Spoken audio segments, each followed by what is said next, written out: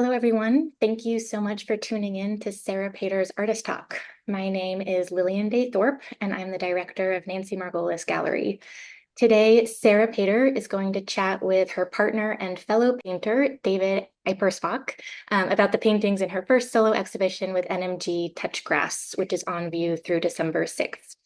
Sarah and David met at RISD, where they both earned their MFAs in painting, and today they live and work in Philadelphia. Sarah's work has been featured in exhibitions throughout the country and abroad, including in recent shows at Yee Gallery in Brooklyn, Chart in Manhattan, and Tamor Grain Projects in London. David also has an extensive exhibition history, and he's actually the subject of a solo show which is currently on view at Peep Projects in Philadelphia, and it ends today. So if you're in the area, go get one last look. During the conversation, feel free to type a question or a comment into the chat box, and I will read it aloud. I will also reserve some time at the very end for questions and comments from the audience. So feel free to type something or click on the raise hand icon, and I can call on you. All right, and with that, I'm excited to pass it over to David and Sarah. Hello. Hi. Thanks for joining us to be part of this conversation and learn more about Sarah's paintings, current and prior, and all the concepts and great ideas behind this show. As I understand, so we will kind of lead this thing back and forth, and as I understand it, you all can contribute questions in real time as they come up. Lillian will see them in the chat and can get our attention and ask us. So I encourage you to do that if anything we're talking about needs additional clarification. So we'll start from the top. Sarah, do you want to say a little bit about how the concept for this show originated? Yeah, so the ideas for this body of work sort of surfaced when, well, I knew that I was going to have this online exhibition with Nancy Margolis, and I kind of wanted to incorporate its onlineness into the content of the work in some way. And I was reading this book at the time when I was thinking about the work I was going to make. The book is called Bottoms Up and the Devil Laughs by an author named Carrie Howley. And it's a nonfiction book that is it's about the post privacy digital age that we're currently in, and sort of contemplates our current situation, our sort of abstract relationship with the omnipresent sort of surveillance that we're all living with the internet. And the book tracks, or it sort of follows the narrative of Reality Winner. But through the book, it's sort of memoirish, and she sort of reflects on her own shifting relationship with sensory experience and the physical world. And that's a subject that I've thought about a lot and made paintings about a lot for the last several years. So I really connected with that. And so through the story of Reality Winner, she sort of talks about how there's some potential danger in this way that we're living, where we're leaving little bits of ourselves all over the internet without any context often, and that it's sort of hard to think about the ways that this might be impacting our human consciousness or like our lives, because we're so enmeshed in the internet itself, and so it's sort of hard to see what's happening. And she proposes that spending time, that one like sort of way to try to think about this or to try to contend with this is to try to visualize the physical internet, that it's not like the physical hardware and components of the internet, because we're often sort of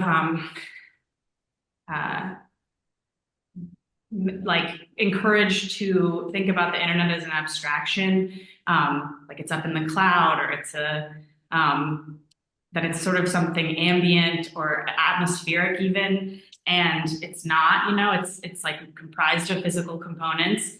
And so she was talking about, so if people can start to visualize the internet, physical components, then that could be a way to kind of look at what's happening or become more aware of that.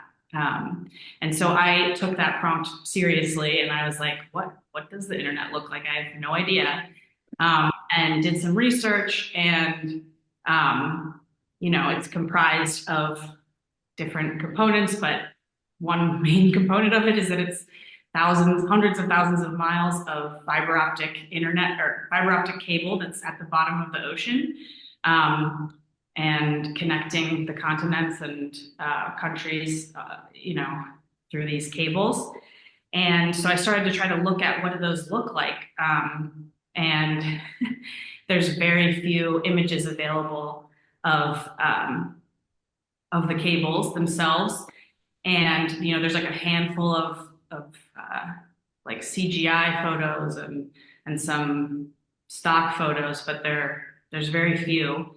And so then I thought that was like a interesting prompt for a painting, or for paintings, because, painters have always been sort of able to visualize things that we've never seen before, or that are fundamentally unobservable.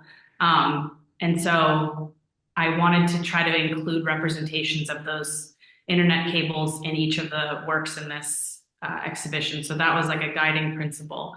And the resulting paintings are sort of composite images that are about like physical sensation, and then combined with the images that are in reference to the internet cables. Yeah, it is wild to me that this thing that commands so much of our attention and kind of dominates our perceptual experience in a lot of ways, that the internet is so like unmoored and ungrounded in its physical and visual components, like we just described. We see that like political messaging, like a big abstract idea, doesn't become real until there's like a tangible image to associate with it. So that's funny. You mentioned the cloud. That's like the one thing we're given as the image of a physical reality of the internet, but a cloud is like totally atmospheric and boundless in and of itself. So it's kind of like an abstraction to describe an abstraction. It's also interesting to me, you describe these cables on the ocean floor. It's like you get to that as the physical image for connectivity, but it's kind of like funny and pathetic in a way that it's just like a hose on the ocean floor. It feels like it should be like bigger and more glorified than that, but it really is just this kind of murky thing that crisscrosses the globe. Right, and they look like nothing. Like they look like almost nothing, because they're, as you're mentioning, the cables are, for the majority of the distance that the cables travel, they're the diameter of a garden hose. So they really just like, even when you can find images of them, they don't look like anything that picturesque or anything. And so it was hard then to try to figure out how to represent them, because they just have there's very little interesting things about them. And as you've been tracking the news, this has come up just in the last couple of days. There was one of these cables that was clipped in the Baltic Sea, I believe, in Northern Europe. And on the local news, they flashed an image that showed, what's depicted in these paintings, which was this kind of garden hose thing at the bottom of the ocean. And I shouted out to Sarah, and it was funny. You're like, "Oh yeah, I know that image. That's like one of the few that exist." There's just on like local Philadelphia news up on the screen for a couple of seconds. Yeah, not blaming Sarah for that act of internet terrorism in Northern Europe, but I feel like it's something that maybe will enter our consciousness more and more as we kind of struggle with this kind of state of affairs that we're living under. Do you want to say anything about the significance of the title? You didn't call the show Underwater Cables, so you kind of come at it from the side. So the show is called Touch Grass. Maybe some of you are familiar with that phrase. Many probably aren't, but Sarah, where did you get that title from? Yeah, so for those who aren't aware of this, the touch grass is internet slang. It's sort of used by people to tell other people who are like maybe overly online or losing their minds because they're overly online to like get offline, to like log off, go be in nature, go touch grass, like literally. So I thought it was kind of funny to name this show that I knew was going to be an online show, Touch Grass.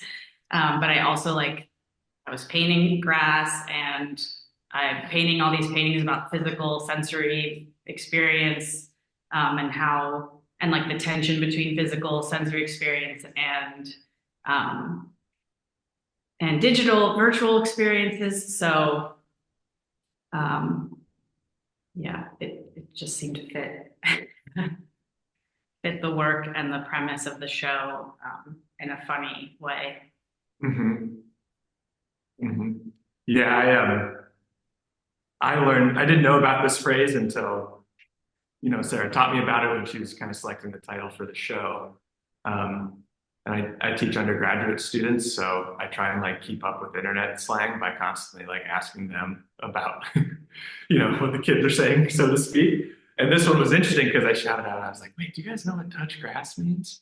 And it was, I swear, the one time where like all hands went up and everybody was excited to talk about it. It was like universally known, but also there's this funny layer of self-awareness where like everybody's like, oh yeah, yeah, absolutely. We get it and we all need to touch grass, but we like can't and it's hard and whatever, but we understand that that sentiment is important.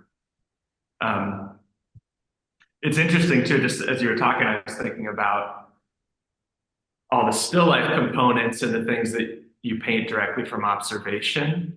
And we kind of share that in our practice. And that's kind of another version of that touch grass idea because it's painting something from observation, like in real time and space, kind of, I feel like has a similar effect on your brain where it kind of like grounds you and like re-engages you in your sort of physical presence and kind of embodied looking at something, um, which I think is all like a healthy anecdote and kind of salve to all the kind of digital anxiety and distractions that, are competing for our attention. Yeah, I think there's nothing like it. There, like in like contemporary life, there's nothing that feels like what it feels like to like observe something in real life over time and try to like represent it. Like it's a completely different way of looking. You're seeing way more. And then I guess for the viewer, when like a painter takes the time to observe something and render it, and then for the viewer, it's like you're giving the viewer the ability to like vicariously see more than maybe would be normally available. Mm-hmm. Because you've like done the time piece, and then there's like a vicariousness to it. Totally. Yeah. Yeah. Painting's cool in that way. We like all the history and the associated baggage. We kind of it's like the one place where we still bring a certain like reverence to looking at something that I think is really valuable. I guess that reverence is also reflected in you're like formatting decisions in a way. And a lot of these paintings and some prior work, there's like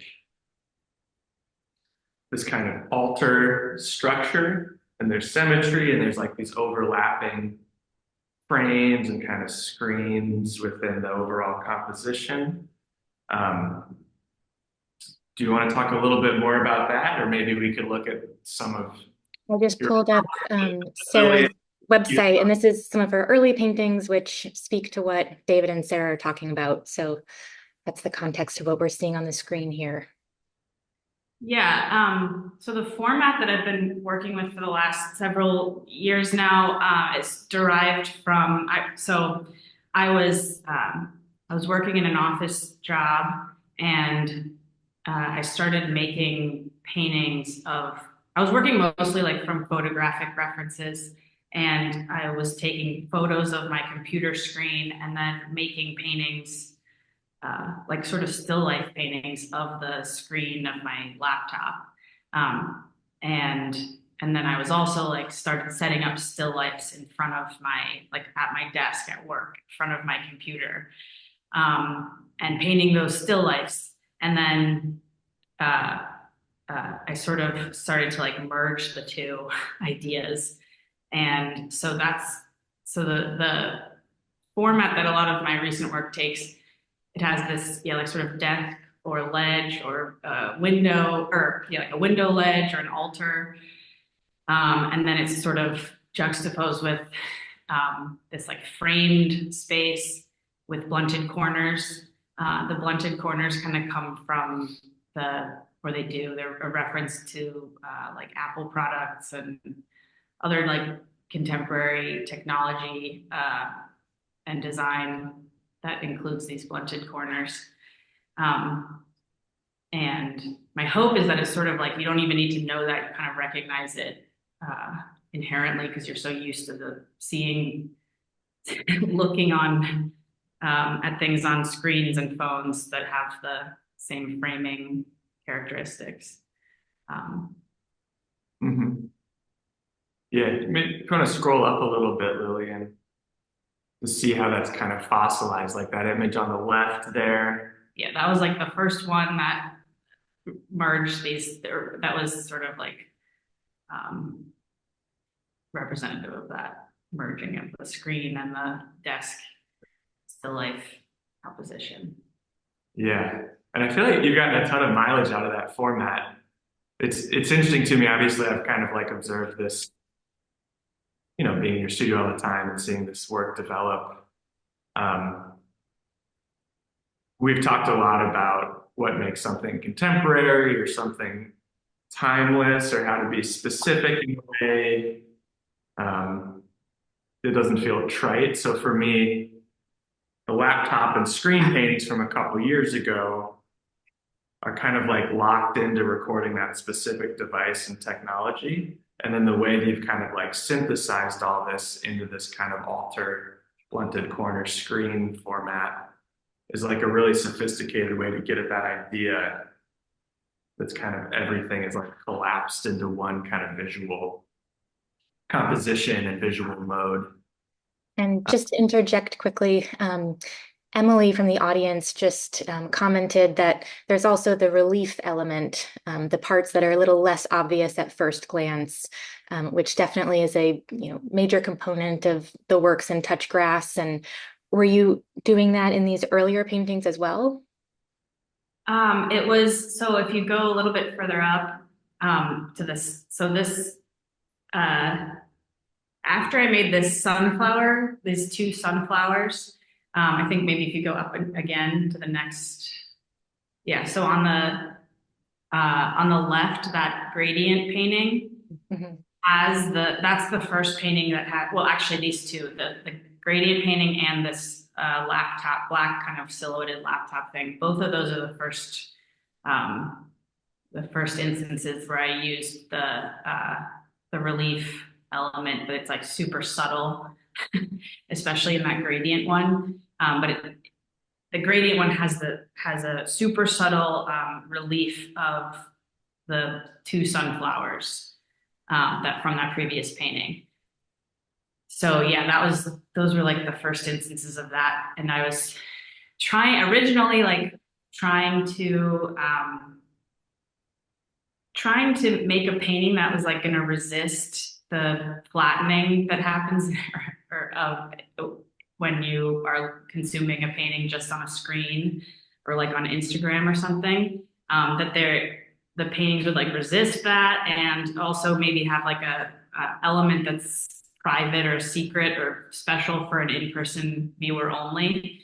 And in these especially, where it's like super subtle, it's very difficult to see it in the photo, and in person even, it's like you might not even see it if you're in the same room as it until you're close by or right in front of it even.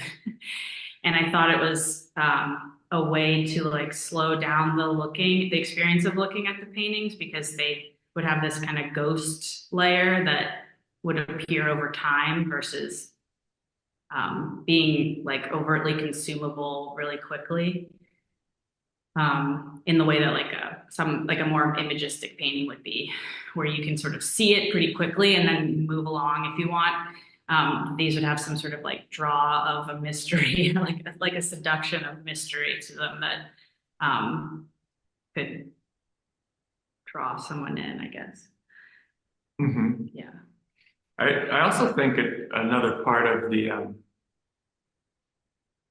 in this show and a lot of this work in the last couple of years, the screen within kind of the background image as well as the relief, there's often between like 2 and 4 things that are all collapsed together, but they're all kind of competing for our attention in different ways.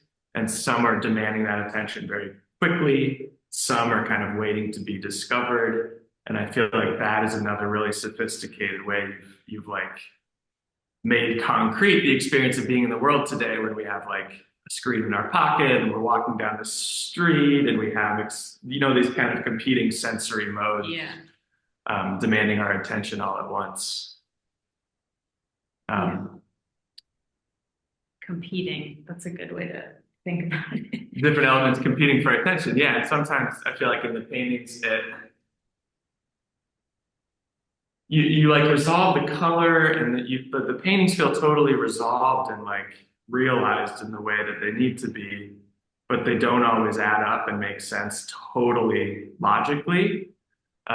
So when I'm looking at some work, I'm sitting amongst this work, I see a bird in front of a sky and those add up, but the shadow of the bird doesn't quite add up perceptually the way that it should. And then this internet cable suggestion in the background, which I feel like that's like what we live every day, where we're sort of this illogical competition of different things we're looking at or thinking about, and the kind of anxiety that instantiates.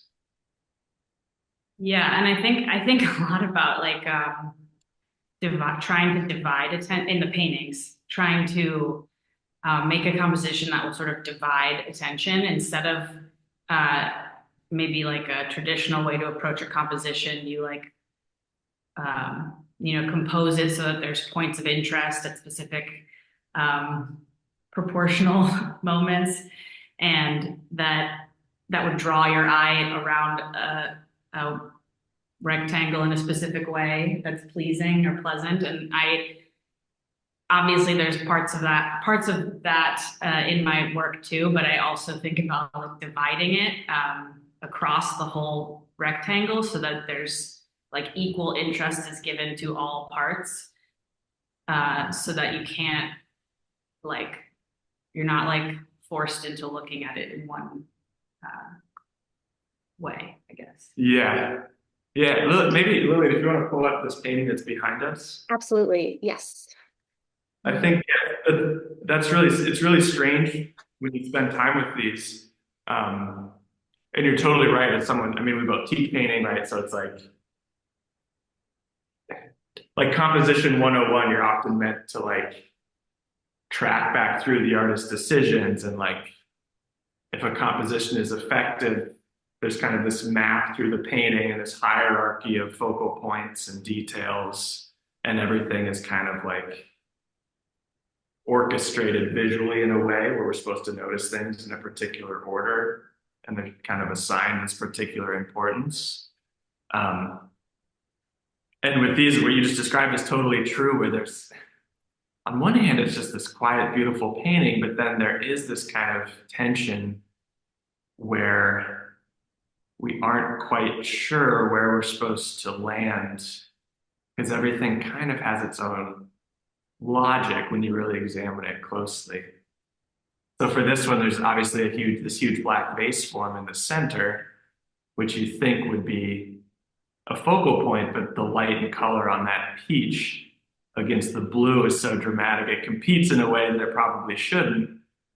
And then that hand, that like ghostly hand in relief, is so odd like visually it feels more minor, but it's perhaps the strangest thing. So then it pulls our attention back. And then lo and behold, we notice the cable is kind of lurking behind everything else, which is like a fourth component um, that kind of disrupts any logic we're trying to find.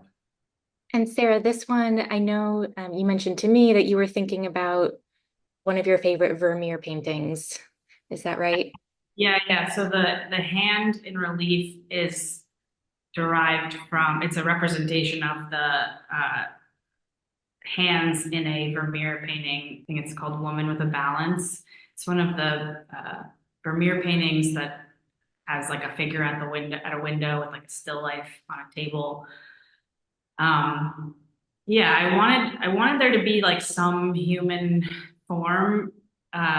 Since the show was like going to be called Touch Grass, and it's like all about the tension between like smooth and uh, disembodied digital experience, virtual digital experience, and physical sensory reality, and the experience of having all of our senses activated.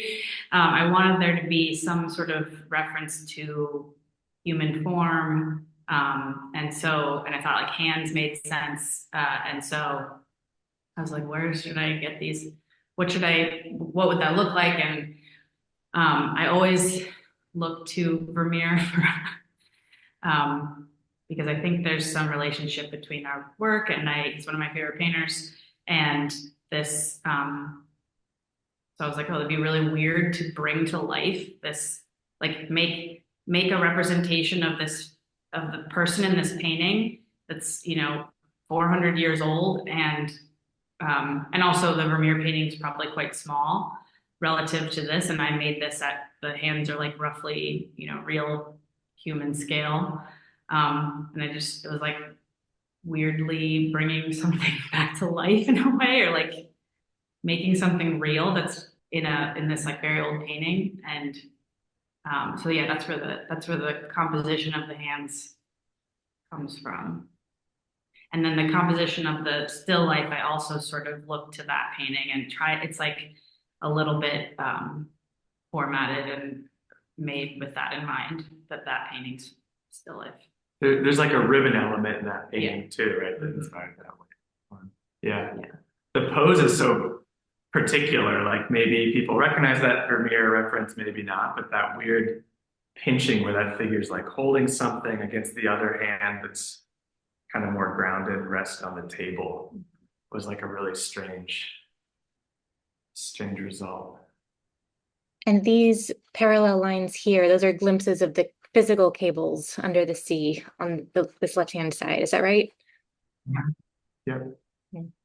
That's weird too. I'm just thinking, we haven't talked about this, but a lot of those Vermeer paintings where there's a figure and there's like a tabletop like yours, there's also a lot of like what would have been technologies of the day represented, right? Like this figure's holding a balance. A lot of them depict globes and maps and things like that.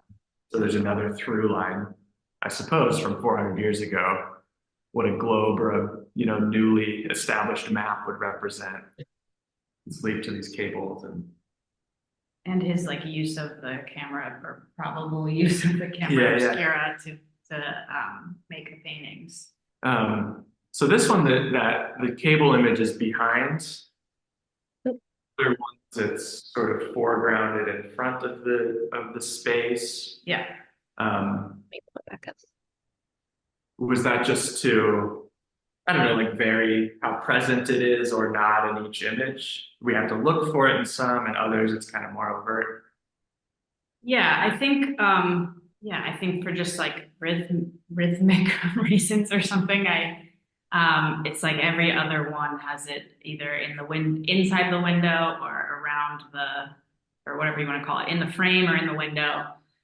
So it's revealed and obscured in each one. And it's also like in all of them, it's pretty ambiguous looking unless you know what it's supposed to represent, which was like intentional in a sense, but also because I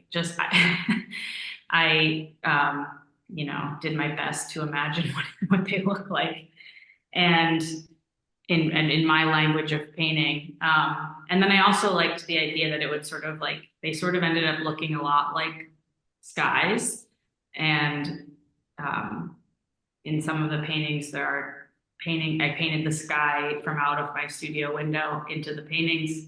And then the cables have like the same language, and I liked that rhyming between sky and undersea cable. So we have the sky imagery. I know you're often just looking out the window that is now shining onto my head here. Just from the studio, so the color is observed from the sky at different times of day. Yeah. The cable imagery has to be largely invented just because the images don't exist. The objects, I know that you're painting them from representation most often. The last image that was on the screen is from like a park nearby your studio and where we live. How do you make decisions about kind of like the extra curriculars, the peach, the snake, the bees, those types of like other characters that inhabit these? I don't know. Well, you get a lot of questions about whether the still lives are supposed to be read as like narrative elements, or if there's like a logic that adds up, like A plus B equals C. Do you think of it that way, or are you trying to make it? There's other forms in there, but it's kind of like left ambiguous intentionally. Yeah, I mean the subjects in each of the paintings, or like the still life components or the animal things, there's things that are just derived from like my everyday visual experiences. I saw this snake when I was running, and at the Delaware River near where I live, and like the mourning dove, they're abundant mourning doves everywhere, and so I was attracted to painting these things these like encounters with nature in this, I'm in like a urban environment, but in Philadelphia, but there's lots of nature around, and that I encounter. And yeah, so I wanted to kind of paint those things in. And then the still life, I usually I don't want to make any sort of narrative. I'm usually trying to like avoid any specific narrative. And I guess I'm more just attracted to a particular object that I want to paint, or like peaches were just in season, and so I wanted to paint them. So it's sort of like it's things that are derived from my everyday experience, and like things that I have, and that are, I want them to be sort of banal in a way, or like sort of like, everyday, but that still have some sort of like symbolic, it could have symbolic resonance, but not any particular like symbolism, I guess, like things that have a presence. Yeah, I think that's cool. It's like it kind of reinforces what we've been talking about with us, the split intention, attention, and different things competing for that. You're like out in the world, literally doing your touch grass rituals, like running, spending time outdoors, whatever. So it's like things that catch your attention, like this mourning dove or that snake. And then it feels very kind of honest in a way to then reprocess that in the studio and insert in these paintings where it's kind of merging photographic material, painting from observation. Yeah. These cables, like everything again is, the subjects are collapsed in the same way that the formal structure kind of like collapses that idea. And before we move away from Vermeer, Meredith from the audience asked, other than Vermeer, are there other historical painters who influence your work? I think of the metaphysical painters, specifically de Chirico. Oh, cool. Yeah. I could see that too with his, sort of unusual surreal architecture and the ledges and the corners and the geometry. I can definitely see that connection in your work. Yeah, I haven't looked at de Chirico that much recently. I mean, I like the paintings. That's a cool connection. I should look at that more. Other painters, I mean, the ones I was looking at for this body of work, not necessarily super historical besides Vermeer, but Patrick Caulfield is always a big influence for me in like that they're kind of collage-like paintings as well, and they're with like all kinds of different painting moves and the color and light and like flatness and rendered image. I'm attracted to, so that's a huge reference. And then I also love Susan Jane Walp and was looking at her paintings. Really different type of painter for me, but I like how it's like her paintings are just like the things she has, and there's nothing like, but she's like giving them, you know, she's imbuing them with meaning and reverence, but they're like scrunchies and, you know, gum and like just kind of everyday stuff, fruit and things that she repeats in the paintings like over and over again. She has these objects reappear. So that's another. I think with those, yours do a similar thing where it's like the formal rigor in terms of color and composition and all those things that kind of imbue, and paintings are good at doing this generally, like imbuing consequence to things where we wouldn't expect to see it. So in her case, it could be a scrunchie and a stick of gum and a piece of fruit. In yours, it could be, you know, this bird or bees or whatever other objects appear. There's a difference, I guess, to jump off from that point. You said her paintings are very different than yours in terms of style, and that work is kind of like more traditional, and then it's kind of brushy, and there's an element of touch and brush stroke. Your paintings kind of like de-emphasize that. It comes across in the photographs even more so when you see them in person. Like the surface is totally uniform, and we can't really pick apart one mark to the next. You've been painting like that for a while. What do you think that kind of does to the overall experience? I think the impetus was because I was painting like still lifes of laptops and screens and photos a lot, and I was trying to like represent the sensory, like the sensation of a screen or something, which is like smooth and flat and like frictionless. And also removing so yeah, in like a more painterly painting, you can kind of recognize the layers of marks, and there's a sort of sequence that you maybe can identify, and which gives the brushwork some kind of time. And in my work, I'm always like trying to, I mean, I want it to look handmade, but then have this like uncanny or like unsettlingly timelessness where you can't tell what marks came first or second, or like, and that it kind of all looks like it happened at once, or like it all appeared at once. And then because of that, then like any time where where it is revealed that it's handmade, or that it's that there's a layer to it, then those things become like more visible than they would in another painter's paintings or something. So yeah, the relief is a weird foil to that. So if you're like, we've talked a bit about how paintings are important and kind of healthy for us to experience because they're like physical images, right, that ground us. And you're saying you de-emphasize that by not showing us. Traditionally, we think of physicality in painting as like evident brushstrokes and thick paint and that sort of stuff. So you sort of de-emphasized it in that way. But then the relief elements make it profoundly physical and sculptural, even in like a way that's like totally surprising and unexpected.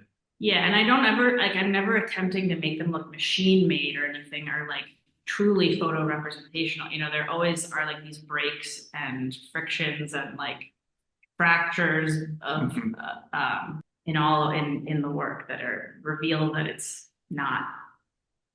It's constructed. It's like artifice. Yeah. Are there any other questions from the group of things that you'd like us to discuss or cover? While some more questions are flowing in, here's another comment from Emily. And She observed the combination of objects / different types of logic is also making me think of poetry. Is that something that influences you at all? And then she said a follow-up, more like the idea of a visual poem. Yeah, totally. I mean, there is like a bit of like work, like composing and orchestrating different elements. That, yeah, I do think it is sort of I mean, I've never written poetry and I don't think I know enough about poetry to overtly say that that's what I'm doing. But like, yeah, that's definitely something I'm interested in. And yeah. I have a couple of questions myself. One of them is, this is more of a technical question. Could you just describe how you make the relief components? Like, is that carved into the surface, or sometimes they're protruding and sometimes they're, actually carved? So what is that process like? What does that entail? Trade secrets. Um, If yeah, you're willing to share. yeah. I'm just joking. It's it's in the sort of gesso layer or step. I'm like building the surface up. So I use stencils, and for the for like in this group of work, there's some that have the two circles inset or like embossed. So I used like a stencil of the circles and then just made many layers of gesso over that, and then take the stencil off and like wet sand and carve it a bit, and then yeah, the inverse for the ones where it's in like higher relief, I'm building up layers using stencils and carving with carving tools and things. So it all happens like before the painting starts. Like I have to decide on what that's going to be first, um, and then I'm making the oil painting on top of that. Mm. And did you just devise that technique yourself? Yeah. Yeah, it started with like I think because I was using a lot of like tape and stencils in the oil paintings, and there was like a ridge, from like the tape edge or something. And then I was kind of like, oh, that's like it's kind of interesting. I wondered if I emphasized that more, what would happen? And so that's how it like started super subtle, and then now in this body of work, it's a little bit more visible. But even still, like when I've had people in the space to see this work, like many people say, "Oh, I thought it was like trompe l'oeil. I didn't know it was actually three-dimensional." um, So that's funny because I thought I was making it more visible in a photograph. Like I thought I was making the dimensionalness more apparent, but it's still confusing. So, which is good, I guess. Or that's my sort of intention. So Yeah, it was curious to hear that, especially the Vermeer hand one behind us that we looked at. That's like probably the most involved technically, the relief element has been, right? Yeah. And that's the one where people are saying, oh, I thought that was, yeah, like light and dark blue painted shadow. Yeah. Which is, yeah, it's interesting. Maybe because the relief is more involved, it's like you believe less in the image that that's actually sculptural or something. Yeah. Because you're such a wizard. This question is from Armando, and they ask, as an artist couple, I'm curious about your working relationship and how you navigate that. Do you have to establish boundaries? Do you lean into conversation between your practices? Have you ever directly appropriated each other's work? We talk a lot about our work. Yeah. David helps me a lot to like, I feel like I'm not that verbally, like I'm not, I don't always feel like I have the language to describe something that I'm like after or something that I'm doing. And it's helpful to have David, which I feel like you're a much more verbally oriented person and can like articulate, like reflect it back to me or something. And I'm like, oh, yeah, that's what it is. So that's useful. I think that's true of a lot of, you do that for me too, though. That's true of a lot of artists where you like develop expertise in this stuff, and somehow it's still easier to talk about someone else's work Yeah. than it is your own because of a layer of remove. So despite us being a couple and being close, obviously, we still have remove on each other's work to a degree. So it is helpful in that way. So yeah, we talk about painting And we've all the done, time. I mean, and we did those two residencies together where we're like painting outside, like in the same environment yeah, together. yeah. Um, yeah. That's so interesting. I feel like a, foundational part of, you know, art school or graduate school is um, centered around critique and hearing outside opinions and perspectives on your work. And it's so easy to lose that after graduating and sort of going into the real world. And I think it's wonderful that you have these sort of, built-in critics in your relationship, and you can always have that dialogue going. Mhm. And And someone then who can be very honest is Yes. useful. yeah, I see your heart, Armando. Thank you. It's kind of good to have a range too. So like Sarah probably knows my work better than anyone other than me. So she's got a little distance, but still very close.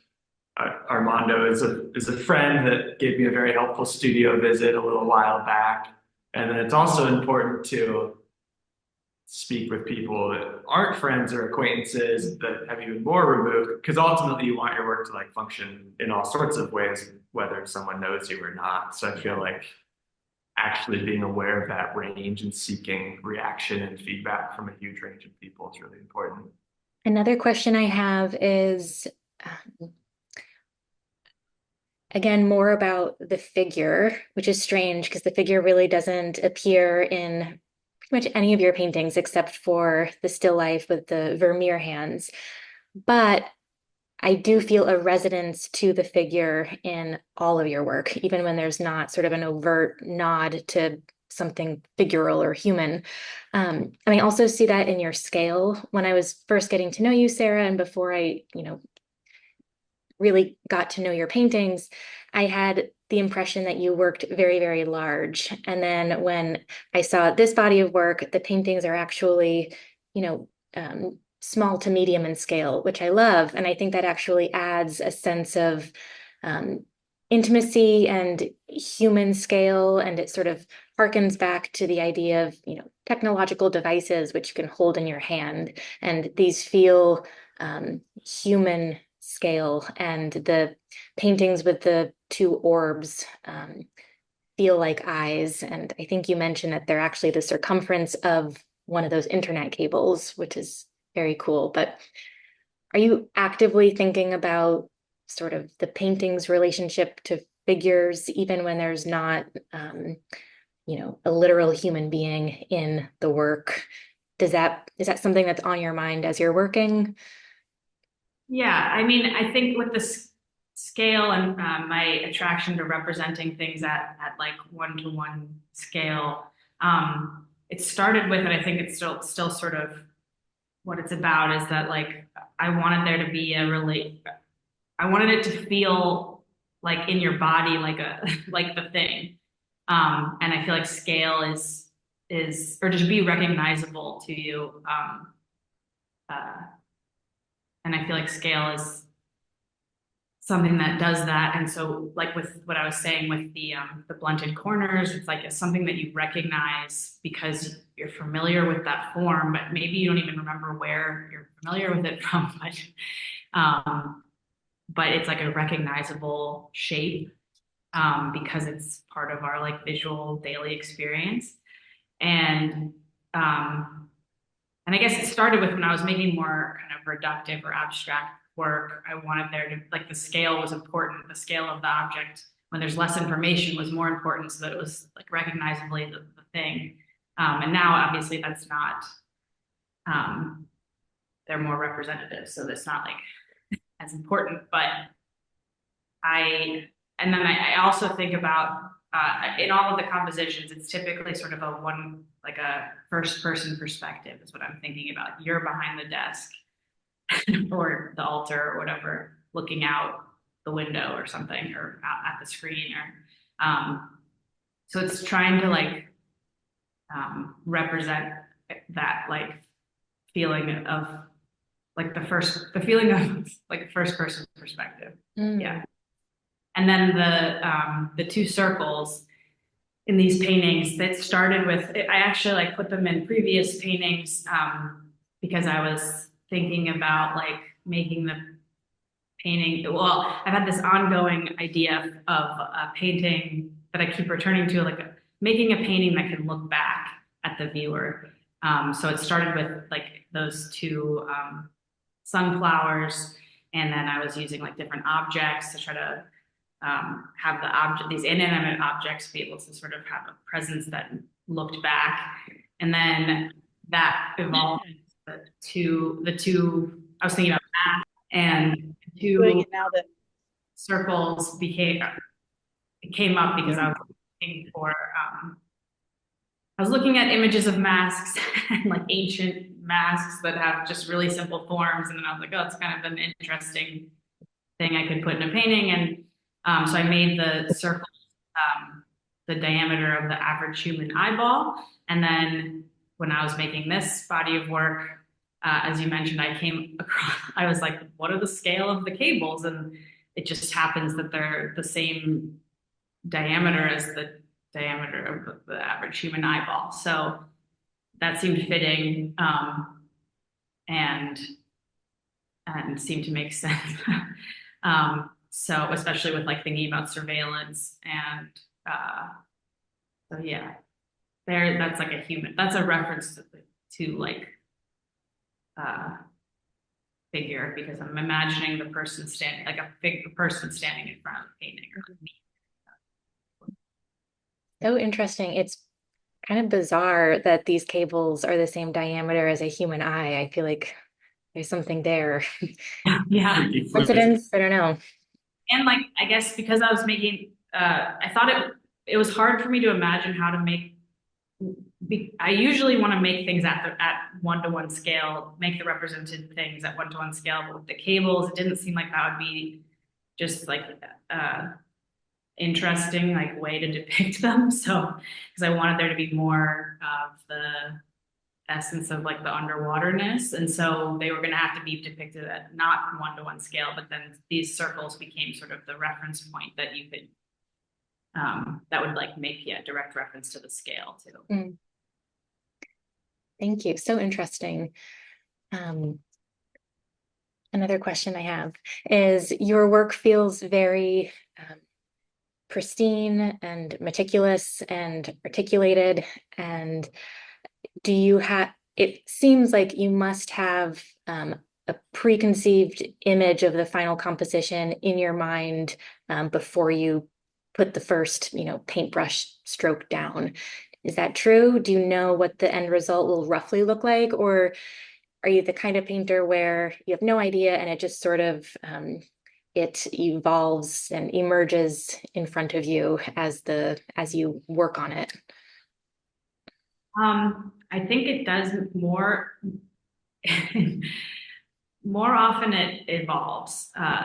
So I start with I don't like to I don't make preparatory sketches or anything. I used to sort of make like digital collages, but then got more interested in like working from observation, and so then kind of removed that element of my process. And so it is more, the structure, this like framed window thing and the altar desk thing, I start with that format mostly, and then I make a thirds grid and then sort of place things along or in relation to the grid. And I sort of like tape out sections and make a painting in the frame part of it, and then I'll make like just the inset window part, and then so I sort of tape out the sections and make them. So it is sort of like collage-like in that way. And it's not like it's completely unpredictable, like I'm making decisions in like some sort of logic to me. And then I usually like sort of set the stage for the still life part. And then I'll like decide on what that's going to be, almost like while I'm making the painting. And then after that, I usually like change, like I'm always willing to like change any part of it to make the color more what I want it to be, or like I'll change the shadows or like move things around and I'll like sand stuff out and rework from there. So it's, even though they look like not layered maybe, or not that, they don't look like that kind of painting maybe, but that's how it is. Yeah, as someone that sees them in progress all the time, it really is. The end result doesn't suggest the process that you described, which is interesting. They feel like they're in their finished state. They feel like they were sort of like divinely composed from the beginning, and everything was figured out. That's not the case at all. Yeah. And we didn't talk too much about color, but that's always something interesting for me to kind of watch them in process, is the blocking and stuff of the altar shapes in particular always like changes the way that I see the objects and some of the more developed imagery. It's just like a fascinating kind of color theory exercise, whether it like becomes discordant or kind of like sinks in and feels more believable.